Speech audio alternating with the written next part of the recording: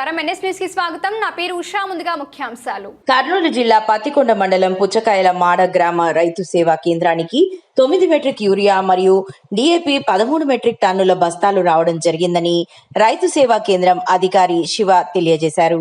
ఎరువులతో మందులు కూడా రావడం జరిగిందని తెలియజేశారు.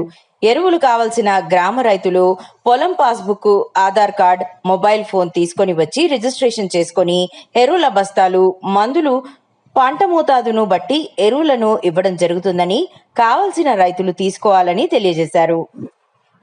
పుచ్చకాయలమాడ రైతు సేవా కేంద్రంలో పనిచేస్తున్నాను. ఈరోజు మన రైతు సేవా కేంద్రానికి యూరియా 9 మెట్రిక్ టన్నులు, డిఏపి 13 మెట్రిక్ టన్నులు దింపడం జరిగింది.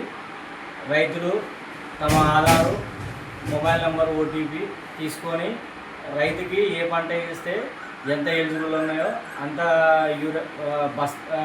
ఫెర్టిలైజరు ఇవ్వడం జరుగుతుంది. అలాగే మన రైతు సేవా కేంద్రానికి పీపీ కెమికల్స్ కూడా రావడం జరిగింది.